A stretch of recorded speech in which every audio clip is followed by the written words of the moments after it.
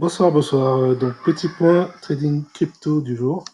Donc, nous sommes le 15 mai 2019 et on peut observer que le Bitcoin a continué dans son range. Il a continué à évoluer dans son range. Donc, voilà, il est confiné en ce moment. Et il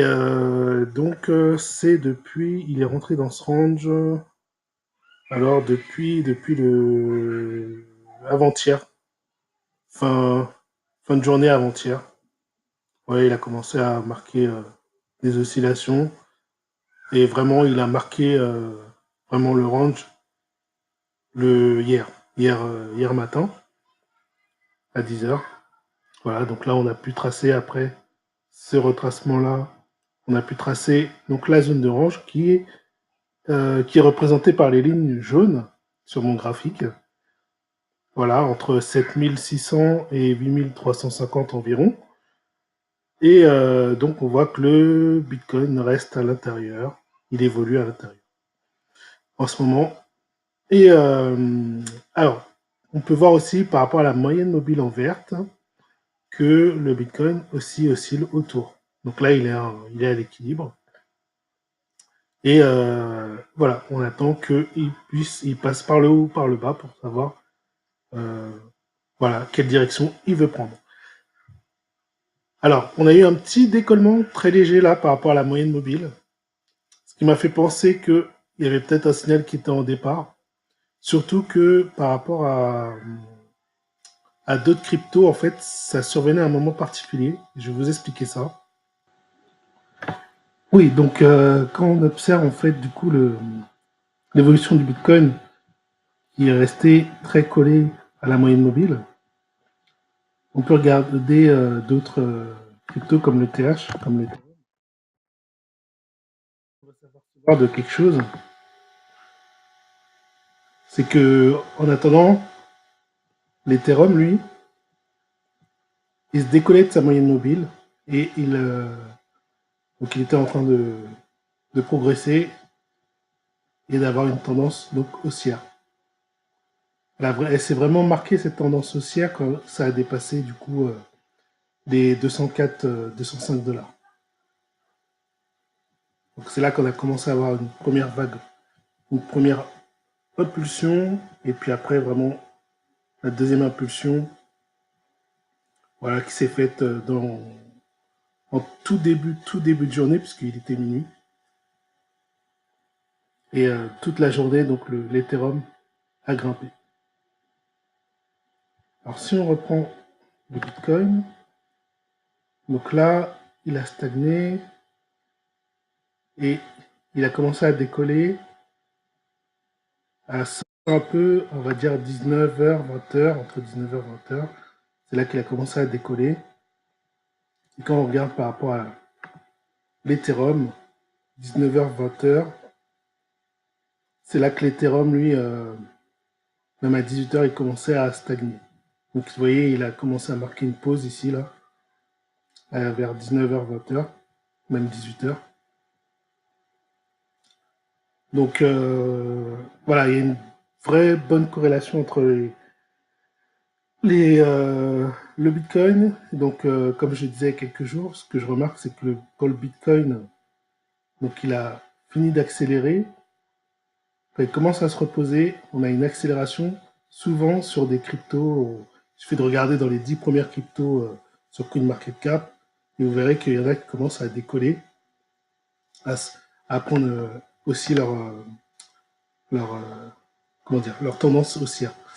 Et donc, voilà, et là on voit effectivement l'Ethereum, il a monté toute la journée, puis quand il a commencé à se poser, à ralentir, et ben c'est le Bitcoin qui a montré un petit signe de reprise, un petit signe de hausse, très faible, assez faible, puisqu'il n'a pas confirmé. Moi j'avais pris position d'ailleurs, en me disant il y a des chances que effectivement ça se poursuive. Donc je prends une position assez tôt, pas trop élevée, mais j'ai pris une position. Et en attendant vraiment une grosse cassure après du plus haut de 8375-80 à peu près, pour aller prendre encore une autre position qui aurait été plus importante. Mais là, du coup, il a fait un faux départ, Après, à surveiller, ça se trouve, il va reprendre plus tard, mais pour l'instant, en tout cas, c'est un faux départ puisqu'il n'a pas enchaîné sur la bougie d'après. Donc, il n'y a pas eu assez de force, il n'y a pas eu assez de personnes qui se sont mises sur le Bitcoin.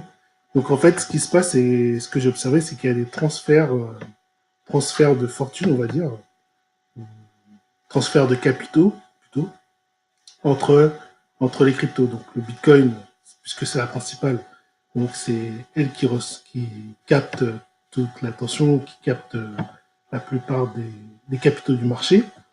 Et quand elle a marqué une grosse poussée, comme là par exemple, après, qu'est-ce que font je pense les traders euh, sur les cryptos? Qu'est-ce qu'ils font? Eh ben, ils prennent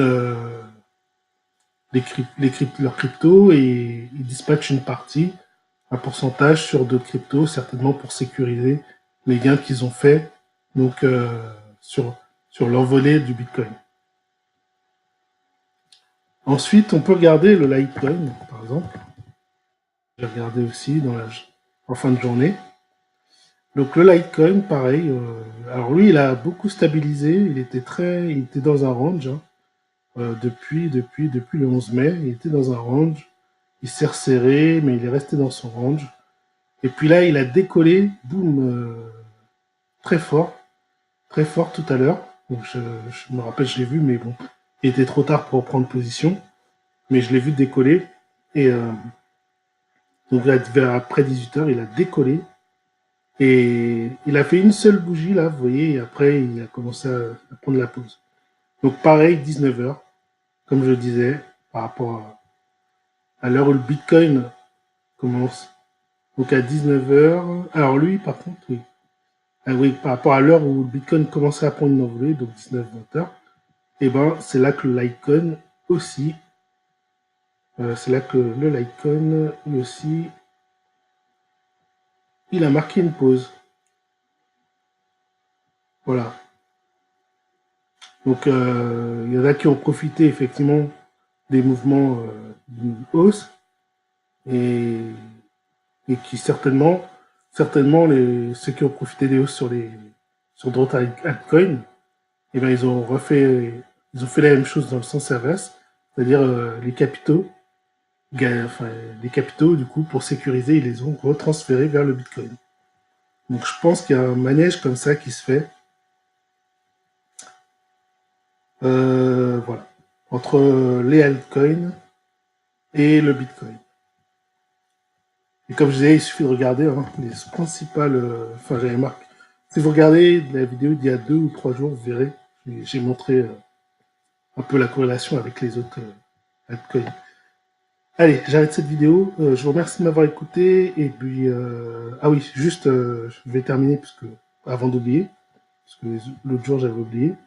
Je vais juste terminer avec ça. C'est le range. Enfin, ma zone de travail. Je vais juste un peu déplacer ma zone de travail devant vous.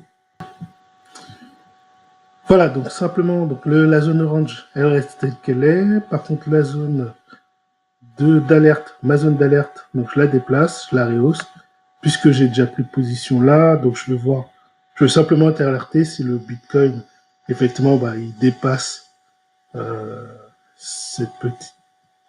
Enfin, s'il monte plus haut, s'il va vers les 8300, voilà, pour me dire, bon, bah, c'est bon, il a commencé à bouger vers le haut. Et pour surveiller si effectivement il va franchir ensuite les 8400. Donc là, après, une fois qu'il aura franchi cette zone d'alerte, bah, je me mettrai une zone d'alerte au-dessus de 8350 pour être alerté également s'il dépasse les 8350 pour rentrer en position. Bien que je puisse mettre aussi un ordre pour entrer en position directement sur Kraken, par exemple. Je viens de trouver comment on fait, puisque je galérais. Et voilà, et la limite basse, bah, pour l'instant, je vais la laisser là.